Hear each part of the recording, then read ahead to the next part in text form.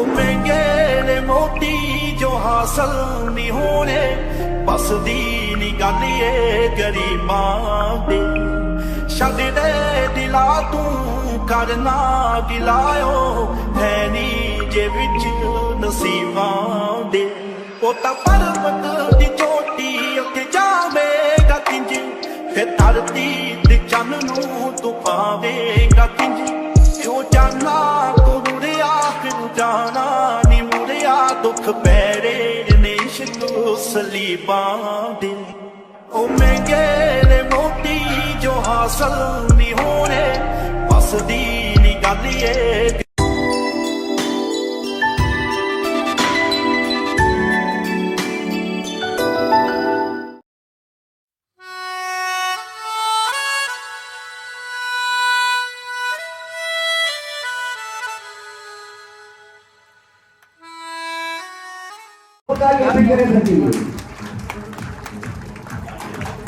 हमारे तीनों achievement hall में आ चुके हैं और मैं तो दोस्त तालियों की गड़गड़ाहट आपकी बताएगी कि आज वाकई में उनका अचीवमेंट उनके लिए बड़ा है या फिर यूथ होगा। जब तक वो स्टेज पर आए, इस हॉल में आए, एंट्री ले, तब तक आपकी तालियां रुकनी नहीं चाहिए दोस्तों। और कहते हैं कि तो जोरदार क्लैपिंग एक बार सभी के लिए।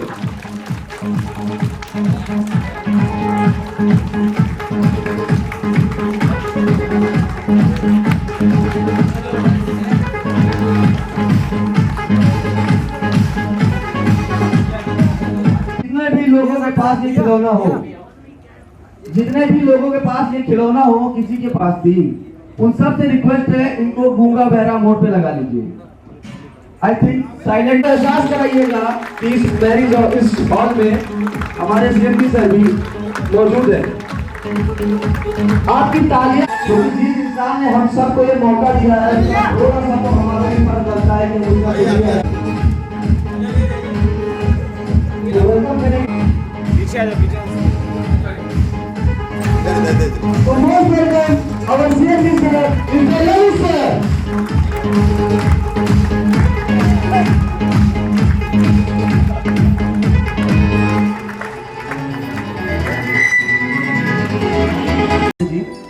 और देखा मैंने कि इन्होंने अपनी मेहनत, अपनी काबिलियत, अपने लगन के दम पे ही इस अचीवमेंट को पाया है। ऐसा नहीं है कि इस अचीवमेंट के पीछे केवल इनका सहयोग है, इनकी अपनी मेहनत है। इनकी मेहनत के पीछे, काबिलियत के पीछे आदर्श जी और पांडे जी का बहुत सहयोग है, मैं पर्सनली जानता हूँ। तो मैं चाहूँगा स्टेज पर आशीष जी अब आप आएँ, अपने पूरे परिवार के साथ आएँ और आके इस कार्यक्रम में जो आपका सेलिब्रेशन है इसको पूर्ण करें प्लीज।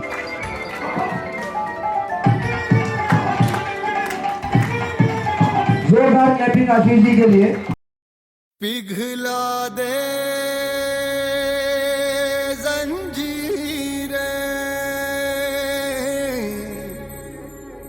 बना उनकी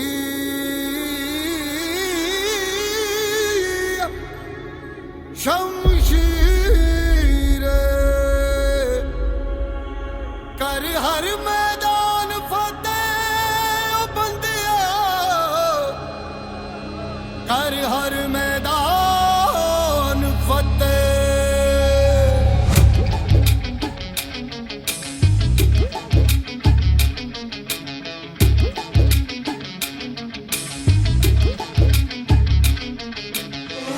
घायल परिंदा है तू, दिखला दे जिंदा है तू, बाकी है तुझ में हौसला। तेरे जुनू के आगे अंबर पनाहे मांगे, कर डाले तू जो फैसला। रूठी तकदीरें तो क्या, टूटी शमशीरें तो क्या, टूटी शमशीरों से ही हो। कर हर मैदान फतेह, कर हर मैदान फतेह, कर हर मैदान फतेह बंदिया, हर मैदान फतेह, कर हर मैदान फतेह, कर हर मैदान फतेह, कर हर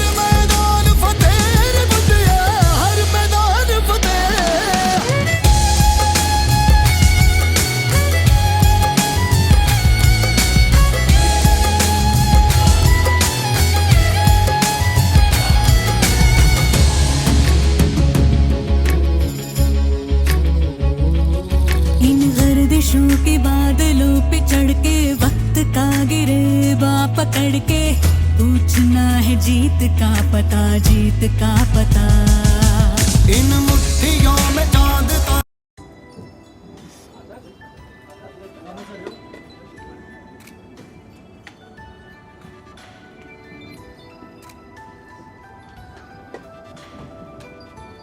आप अपने बेटे के बारे में और इसने जो यहाँ पे अचीवमेंट किया है, इनके बारे में जो दिल से आपके शब्द निकलते हैं वो आप बताइए। हेलो, आज बहुत खुशी का दिन है कि मेरे बेटे ने आज ये दिन दिखाया हम लोगों को, और हर माँ बाप का यही सपना होता है कि उसका बच्चा तरक्की करे और खूब कामयाब पाए।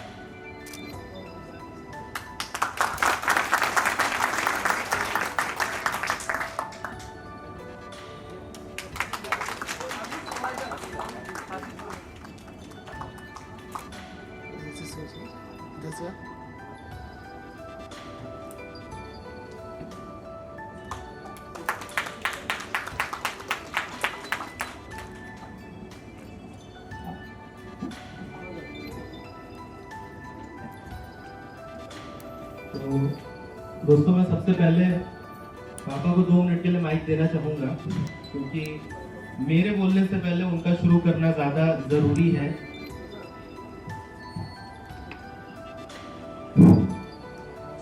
वाणी कंस्ट्रक्शन ग्रुप के सभी वर्कर, चाहे वो जिस पद पर काम कर रहे हो, मैं सभी को बहुत बहुत बधाई देता हूँ और उनकी उन्नति की, समृद्धि की कामना करता हूँ। ऐसा इसलिए है कि जब कोई कंपनी ग्रोथ करती है तो उसका फायदा उसके सारे वर्कर्स को भी मिलता है, कंपनी को भी मिलता है, एक इमेज क्रिएट होती है। जहाँ तक आशीष की बात है, इसमें जुनून तो बहुत है।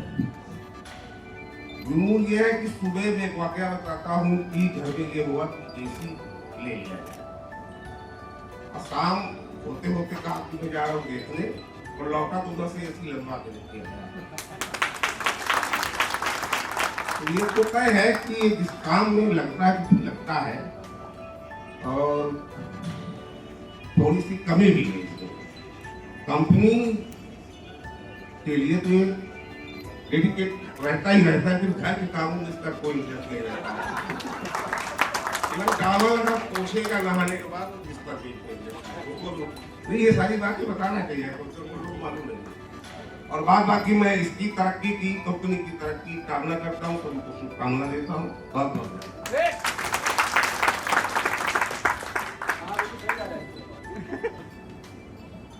तो मम्मी पापा ने तो अपनी बात रख दी, और इसके बाद जो हमारे साथ खड़ी हैं, मम्मी पापा के बाद और फैमिली के बाद इनका भी नंबर आता है, और उसके बाद हमारी भाभी हैं। पहले हम भाभी को देंगे और उसके बाद वाइफ को देंगे। तो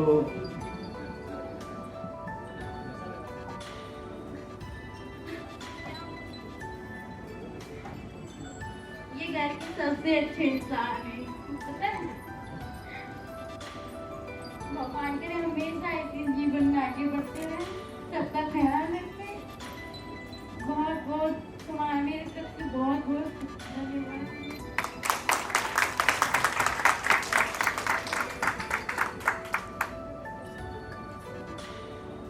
नमस्ते। आज हमारे लिए और हमारी फैमिली के लिए बहुत अच्छा दिन है कि इतने कम टाइम में और इतनी कम एज में जो अचीव किया है इन्होंने, बहुत बड़ी बात है। Thank you so much. भगवान जी, श्याम जी और सब आप लोग के सपोर्ट के बिना ये पॉसिबल नहीं था, इसलिए thank you so much.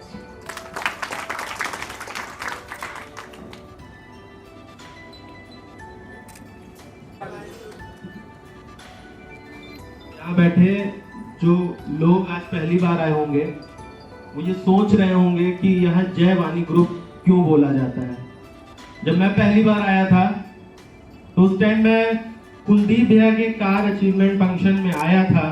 Just कुछ महीने या कुछ हफ्ते पहले ही मेरी ज्वाइनिंग हुई थी इस कंपनी में, और मैंने जब सुना तो मेरे मन में अपने आप ये आई बात कि मतलब जय वाणी ग्रुप क्यों बोला जा रहा है। शायद हो सकता है कुछ कोटेशन होगा या कुछ एक मोटिव होगा इसके पीछे, लेकिन आज लगभग अगर देखा जाए तो 2.5 से 3 साल पूरे करने के बाद में समझ में आता है कि जय वाणी ग्रुप क्यों बोला जाता है।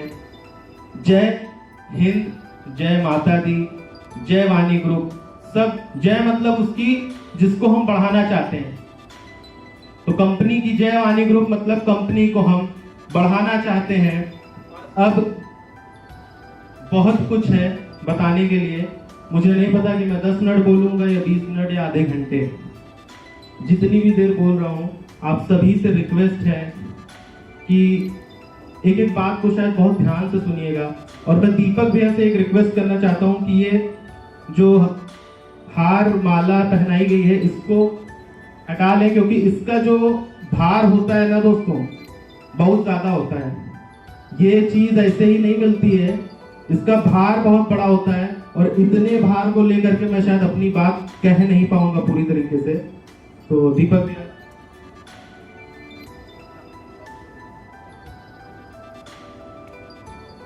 हाँ अब अभी थोड़ा सा फ्री लग रहा है बोलने में। मेरा नाम आशीष सैनी है। अनाउंसमेंट और बैनर्स पे तो आप सभी लोगों ने देख लिया होगा, सुन लिया होगा। मेरे साथ साथ मेरे 2 भाइयों ने और आज कार अचीवमेंट किया है, तो उनको और उनकी फैमिली को एक बार बहुत बहुत बधाई। आप सब लोग उनके लिए तालियां बजा दें।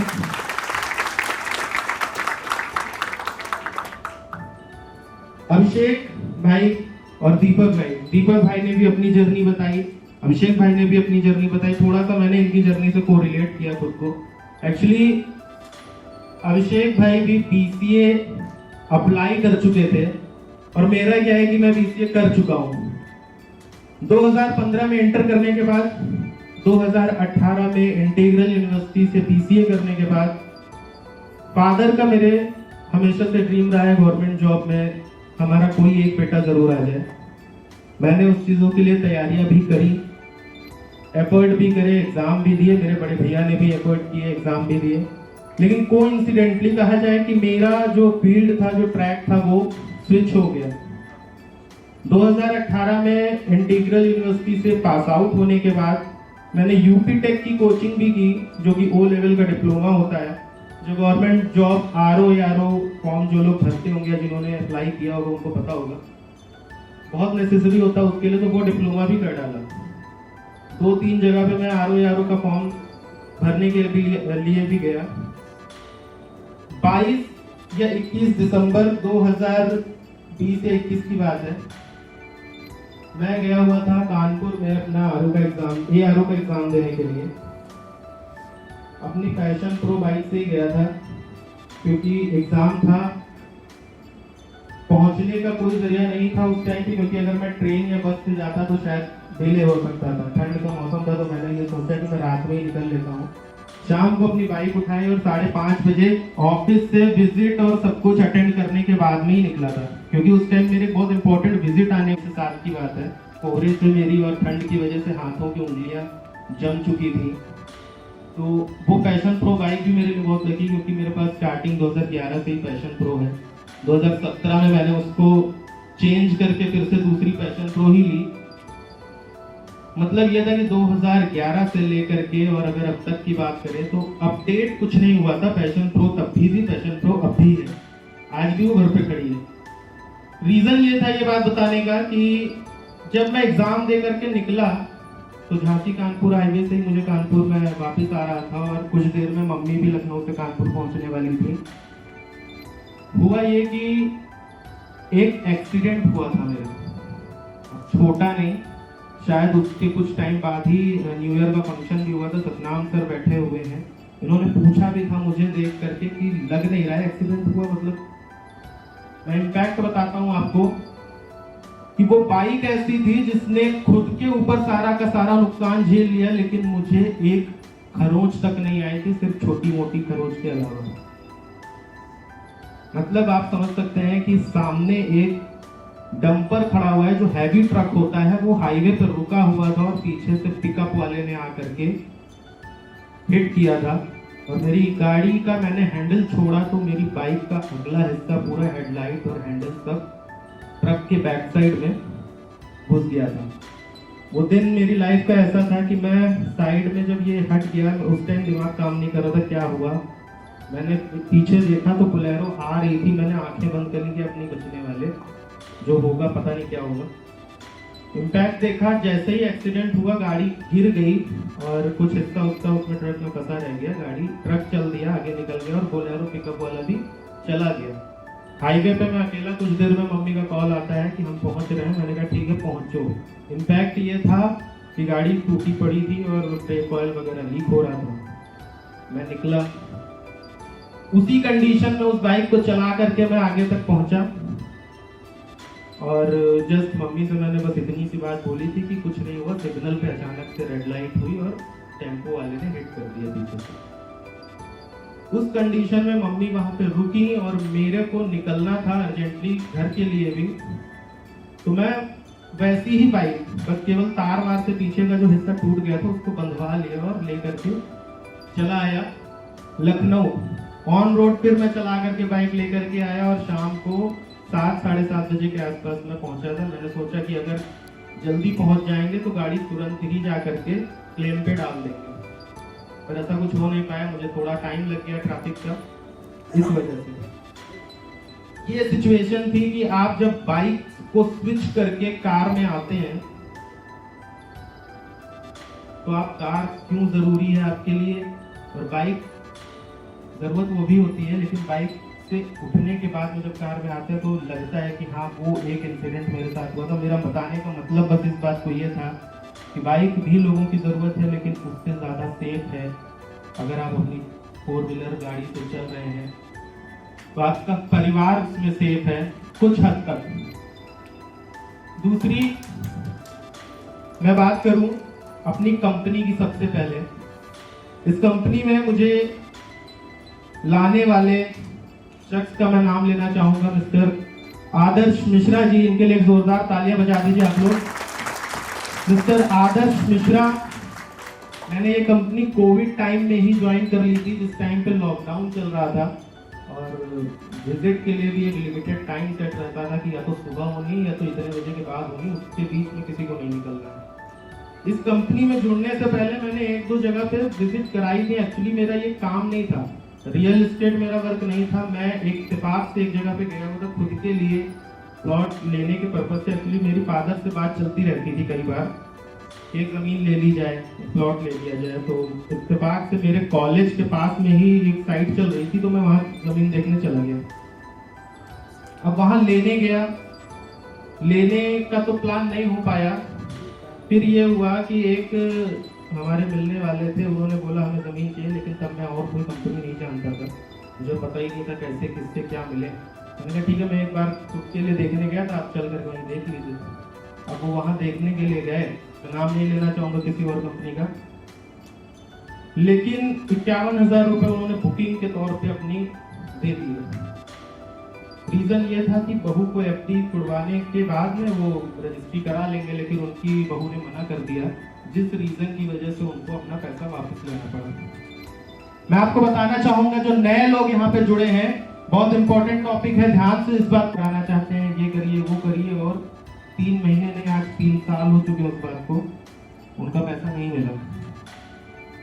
लेकिन ये एक ऐसी कंपनी है कि हम कस्टमर को खुद बोलते हैं कि आप 1 लाख रुपए बुकिंग डालिए, अगर आपका प्लान हुआ तो आप लीजिएगा, और नहीं प्लान हुआ तो आपका पूरा का पूरा पैसा हम रिफंड निकल जाएंगे, कुछ नहीं कर पाएंगे। अब आदर्श मिश्रा जी से मेरी इत्तेफाक से बात हुई। ओएलएक्स पे मैंने वानी विहार का एक मकान देखा उस टाइम पे, जो कि वानी होम से साइड चल रही थी। अब मैं बात करूंगा दीपक भाई की। दीपक भाई हैं सामने ही मेरे। इत्तेफाक से वो पहले कस्टमर हमारे जो थे, उन्होंने हमसे बात की, उनकी वाइफ ने, हस्बैंड ने बात कर ली दीपक भाई के किसी आदमी से, या दीपक भाई के थ्रू किसी से बात हुई। वाइफ ने विजिट कर ली हमारे साथ, हस्बैंड ने विजिट कर ली किसी और के साथ। मकान एक ही, दिखाने वाले लोग 2। कुछ बातें ऐसी हुई थी जिनकी वजह से बस वो इत्तेफाक से वो सारी चीज़ें सॉर्ट आउट हुई। हमारे और दीपक भाई के संबंध आज भी जैसे थे वैसे हैं और भगवान चाहेंगे हमेशा इसी तरीके से रहेंगे। तो मैं बहुत बहुत शुक्रिया अदा करना चाहूँगा दीपक भाई का भी कि वो एक ऐसा चेहरा थे जिन्होंने ये नहीं सोचा, अगर वो चाहते तो हो सकता है मैं नया था, मुझे निकाल दिया जाता और अपनी बुकिंग करा ली जाती, लेकिन उन्होंने एक नए आदमी को पढ़ने का मौका दिया और अपने आप को रोक करके मुझे आगे किया कि नहीं भाई तुम्हारी बुकिंग होनी चाहिए और तुम कंपनी में आओ, तुम्हारा स्वागत है। तो ये थे दीपक भाई, आदर्श भाई, जो बहुत सारी चीजें उस टाइम पे हुई। अब मैं बात करूं उसके बाद अपने सीनियर प्रदीप पांडे सर का, तो ये वो जड़ हैं, जड़ तो एक्चुअली सीएमडी सर है, लेकिन ये वो तना है पेड़ का जो अपनी सारी शाखाओं को अपने साथ में बांध के रखते हैं कि हमारा कोई भी डाल अगर इधर उधर जा रहा है ना तो हमें पता है कि उसको कैसे रोकना है, कैसे संभालना है, कैसे समय समय पे इनकी डांट में भी एक अपनापन होता है कि नहीं सुधरो, काम करो। इन्होंने मुझे कई बार बोला कि बेटा अब शादी हो गई है, अब इतना फ्री नहीं होगी, जो है खर्चे सारे पापा से चल जाएंगे। मैंने कहा बिल्कुल सही बात है। वो बात आदर्श भाई की भी सही है कि मैं 3-4 घंटे का ही समय दे पाता हूँ, मोस्ट प्रोबेबली जितना मुझसे हो सकता है, लेकिन अब मैंने इनको कुछ टाइम पहले से ही कमिटमेंट दी थी कि आदर्श भाई 10:30 से लेकर के और शाम तक का जो 5 बजे तक का टाइम होगा वो कंपनी के लिए होगा, उसके बाद का जो टाइम होगा वो फैमिली के लिए होगा। क्योंकि 10 से 5 के बीच में जो टाइम होता है ना, कंपनी भी हमारा एक परिवार है और इस परिवार को टाइम देना भी जरूरी है। अगर इसमें हम टाइम नहीं देंगे तो कहीं ना कहीं परिवार से कटने लगेंगे। मेरे साथ ही घर में भी कई बार हुआ है, हो सकता है मैं बहुत सारी जगहों पे वक्त नहीं दे पाने की वजह से थोड़ा थोड़ा कभी साइड हो जाता हूँ। मम्मी बोलती हैं इसको सिर्फ अपने से मतलब रहता है, खाली जब जरूरत होती तब आता है, लेकिन नहीं, पापा मेरे वहां से इशारा कर रहे हैं कि इसको रहने दो, मत बोलो। लेकिन पापा मैं एक बात कहना चाहूंगा कि मैं बहुत सारी बातें ऐसी हैं जो नहीं बोल पाया हूँ अभी तक आप लोगों से, और आज मुझे मौका मिला है तो वो मुझे बोलने दीजिए, क्योंकि हमेशा हर बात को अपने दिल में दबाना और रखना भी सही नहीं होता है। एक वक्त के बाद इंसान अफसोस करता है कि काश ये बात मैंने उस टाइम पे कह दी होती। मैं कुछ भी सोच के नहीं बोल रहा हूँ, ना मैंने कोई स्क्रिप्ट तैयार करी थी, ना मैंने सोचा था कि मैं क्या स्पीच बोलूँगा, कुछ भी नहीं, बस जो मन में आ रहा है बोल रहा हूँ। कंपनी में और भी ऐसे लोग हैं जिन्होंने शुरुआत से लेकर अभी तक सपोर्ट किया। सबसे पहले बात करूंगा अजय भैया की। अजय भैया के पास उस टाइम पे अल्टो थी, आज अजय भैया कालीन भैया वाली गाड़ी से भी चलते हैं।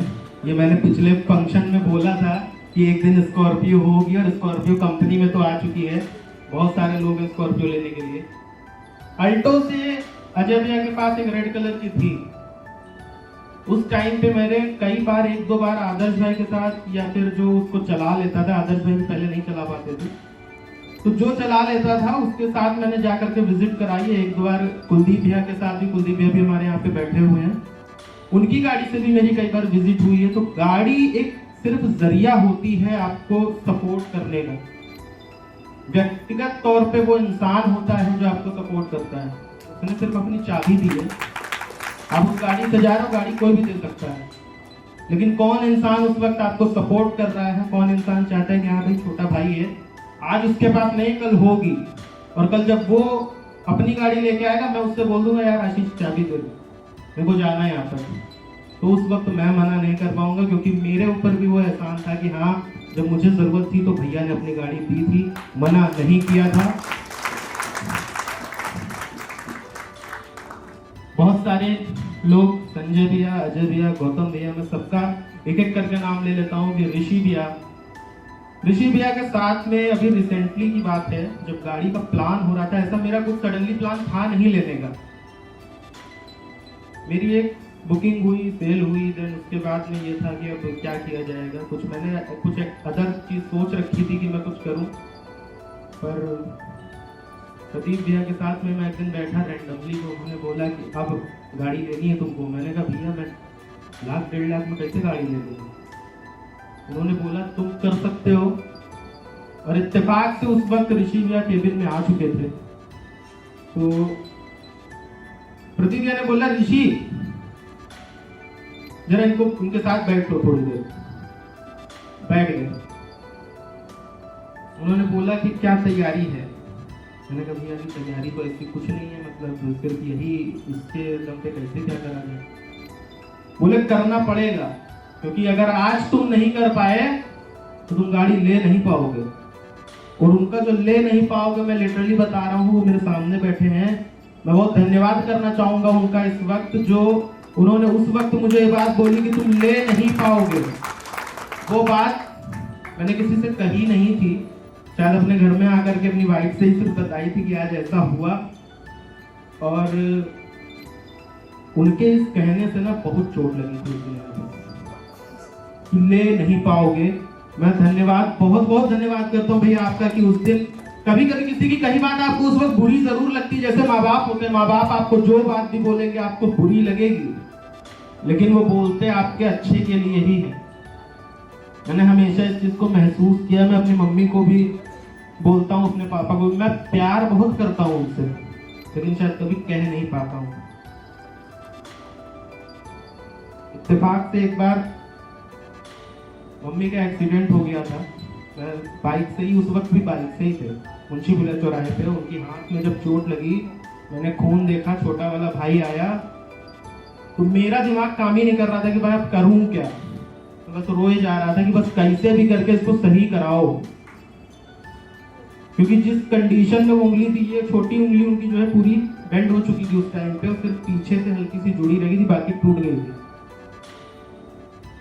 उस टाइम मेरे बस यही शब्द थे कि बस किसी भी तरीके से इसको सही होना चाहिए, जो उंगली हटनी नहीं चाहिए।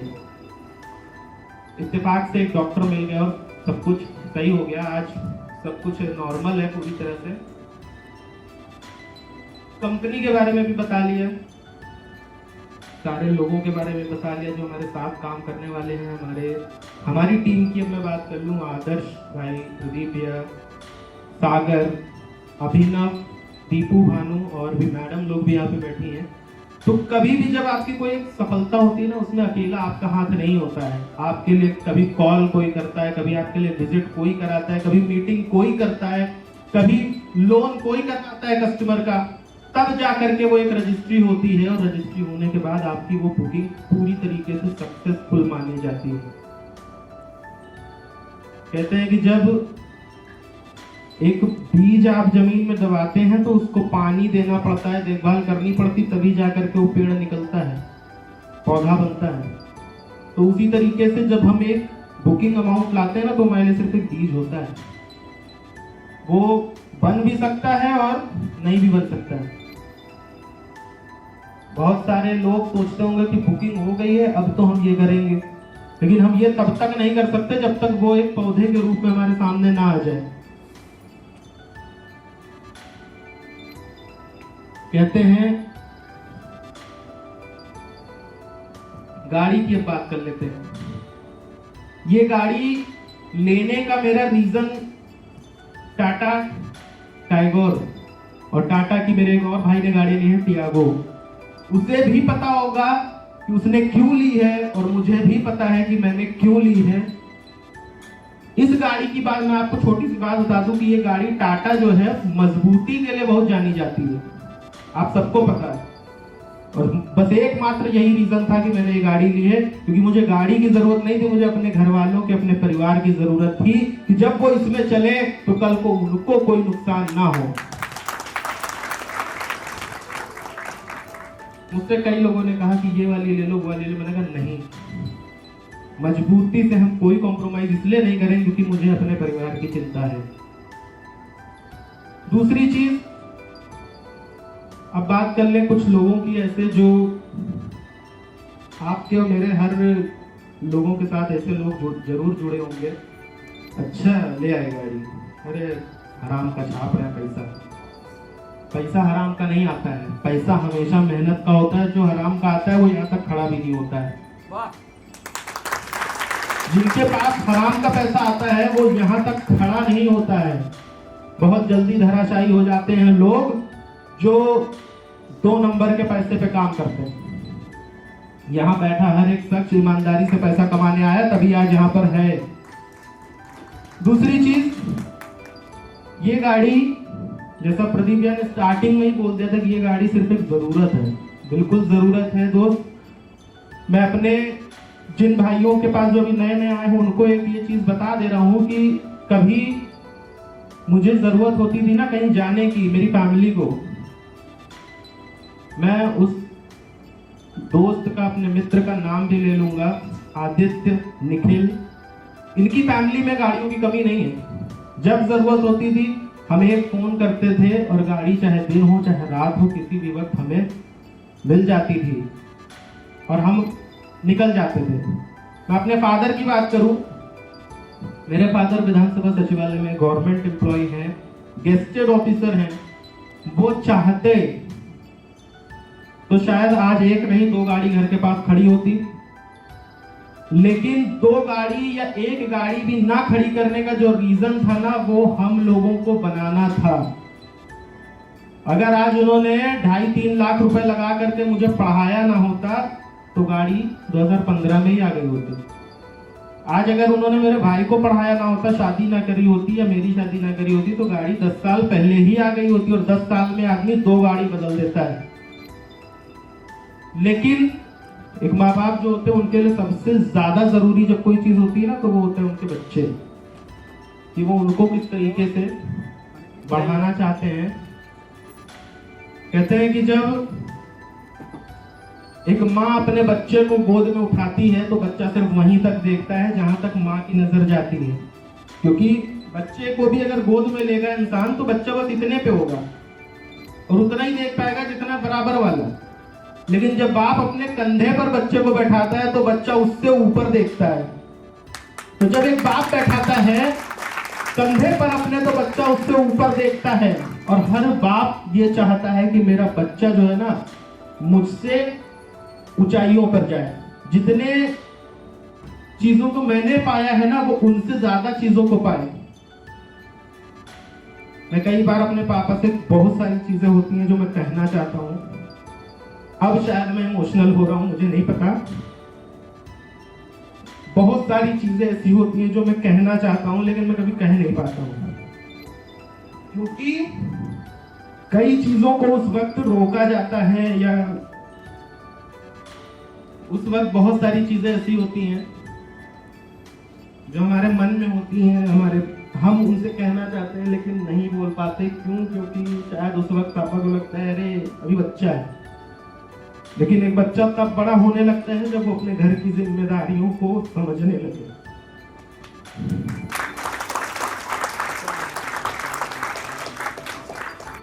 महीने के तौर पे 2000 रुपए अपने पापा से लेता था। अभी 2 साल पहले शादी जब तक नहीं हुई उससे पहले की अगर बात करूं तब तक।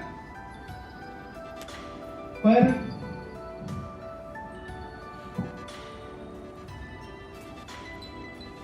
उसके बाद मैंने ये चीज लेना बंद कर दिया, क्योंकि कहते हैं कि जब शादी हो जाती है तो शादी होती इसी बिहाफ पे है कि अब तुम खुद के लिए कैपेबल हो चुके हो। हाँ, खुद के लिए कैपेबल हो जरूर चुके हैं, लेकिन अभी इतने भी नहीं कि आपकी जरूरत ना पड़े। माँ बाप जिंदगी भर बच्चों के लिए करते हैं। मैंने गाड़ी लिया अपनी फैमिली के लिए, अपने पापा के लिए, कि मैं आज उनको वो चीज दे सकूं जो उन्होंने मुझे बाइक दी, एक नहीं 2 बार दी, फाइनेंस करवाई गई। बहुत सारी सिचुएशन। मैं अपने फादर की सैलरी की अगर बात करूं ना तो 1,30,000 प्लस है उनकी सैलरी। हमारे बहुत सारे रिश्तेदार ऐसे हैं जिनको लगता है कि अरे इतना कमा रहे हैं, लेकिन एक इतना कमाने वाला अपना पूरा परिवार भी चलाता है। और वो 1,30,000 जब महीने में सैलरी अकाउंट में क्रेडिट होती है ना तो 60,000 से ज्यादा नहीं होती है, क्योंकि बाकी का जो होता है वो इंसान अपनी जिंदगी भर के जो उसके खर्चे होते हैं, लोन होता है, मकान होता है, शादी होती है, इन चीजों में ऑलरेडी वो अपने ऊपर कर्जा ले चुका होता है। इन चीजों को देखते हुए मेरे पास ये ऑप्शन तो बचा नहीं था कि मैं पापा से कह सकता पापा एक गाड़ी ले लो, गाड़ी से घूमने का मन करता है। मैंने यहाँ पे कम से कम 4 से 5 कार फंक्शन अटेंड किए हैं और उनको देख देख के एक चीज तो आती थी कि यार एक ना एक दिन इस स्टेज पे आएंगे, लेकिन मुझे ये नहीं पता था कि इतनी जल्दी आ जाएंगे। प्रदीप भैया का बहुत बहुत शुक्रगुजार हूँ मैं इस चीज के लिए कि उन्होंने मुझे मॉरल सपोर्ट दिया, मेरे अंदर पॉजिटिविटी दिखाई कि नहीं तुम कर सकते हो, जहां नहीं कर सकते हो मैं खड़ा रहूंगा सपोर्ट में हमेशा। उनका ये वर्ड हमेशा रहता, सपोर्ट में मैं खड़ा हूं। आज ये फंक्शन जो है ना हर साल मोस्टली तो रणवीर में ही होता है, एक दो बार मैंने इधर दयाल में भी अटेंड किया था, गौतम भाई की कार का फंक्शन। तो लास्ट में अपनी फैमिली में मैं हर किसी का धन्यवाद करना चाहूँगा, चाहे वो मेरा छोटा भाई हो, मेरे बड़े भाई भाभी हो, जिनका मोरल सपोर्ट भी हमेशा रहा। मेरी मम्मी कहती थी ये काम में पता नहीं कहाँ से फंस गया है।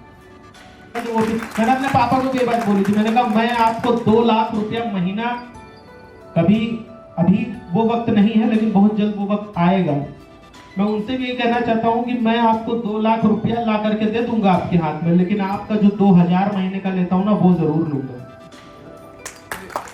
क्योंकि उसके जिस दिन बच्चा वो लेना बंद कर देता है ना तो वो समझता है कि अब हम ही सब कुछ है। और मुझे ये नहीं समझना कि हम ही सब कुछ है, मेरे माँ बाप, मेरा परिवार मेरे लिए बहुत है। एक लाइन है कि पापा के चेहरे पे मुस्कान और मम्मी के लिए साड़ी ले आए, पापा के चेहरे पे मुस्कान और मम्मी के लिए साड़ी ले आए, और मुझसे जलने वालों देख लो हम गाड़ी ले आए। तो बस इसी के साथ मैं अपनी बात को खत्म करता हूं, और एक वादा आप सबसे जरूर करता हूं कि जैसे आज तक कंपनी के लिए ईमानदारी से काम किया है वैसे ही करते जाएंगे। एक बात मिसिंग रह गई, उसको थोड़ा सा कवर कर दें कि बीच में मैंने लगभग साल भर की अगर मैं बात करूं तो बीच में मैंने यहाँ से थोड़ा सा स्किप किया था। स्किप करने का मतलब कंपनी छोड़ी नहीं थी, कंपनी में काम कर रहा था, लेकिन ये था कि मैं कोई भी जब विजिट होती थी तो आदर्श भाई को भैया विजिट देख लेना मेरी। रीज़न ये था कि उस टाइम मेरे पास कुछ परिस्थितियाँ फाइनेंशियली भी ऐसी आ गई थी कि मुझे कॉलेज ज्वाइन करना पड़ा था, और वो कोई बहुत इमरजेंसी में नहीं था, इत्तेफाक से मेरे पास कॉल आ गया। रीज़न ये था कि आप कंप्यूटर पढ़ा दो आकर के। जिस कॉलेज से मैंने नर्सरी से लेकर के इंटर तक पढ़ाई करी वहीं से फ़ोन था, तो मैं मना भी नहीं कर पाया। मैंने कहा ठीक है, सुबह का टाइम है, मैं 11 बजे ऑफिस चला जाऊँगा और सुबह का 2-3 घंटा मैं स्कूल पे दे दूँगा। मैं चला गया, लेकिन स्कूल एक ऐसी चीज़ होती है जहाँ पे जिम्मेदारी बहुत ज़्यादा होती है, क्योंकि वहाँ बच्चों का भविष्य जुड़ा होता है। वहाँ आपको, अगर आप 11 बजे घड़ी देख करके नहीं निकल सकते, अगर कोई ऐसा चीज़ फंस गई है तो आप हो सकता है दोपहर तक भी आपको फुल डे भी रुकना पड़े। ज्वाइन मैंने हाफ डे किया था, किन्हीं कारणों की वजह से फुल डे हो गया मैं वहाँ पे। इस साल 31 मार्च के बाद, यानी कभी कभी कहीं से निकलना भी बहुत ज़रूरी होता है, तो प्रदीप भैया बोले टारगेट बता दो। टारगेट पर्सनल कुछ भी नहीं, टारगेट है बस कंपनी को आगे बढ़ाना। खुद की सेल से मेरे 3 से 4 साथी पीछे बैठे हुए हैं, विदित, नागेंद्र और अरुण, उनका भी मैं धन्यवाद करना चाहूँगा कि वो आज यहाँ पर आए, एक फंक्शन को अटेंड कर चुके हैं। तो अब उनके साथ उनको भी बढ़ाना है और खुद को भी बढ़ाना है और कंपनी को भी बढ़ाना है, बस यही टारगेट है भैया।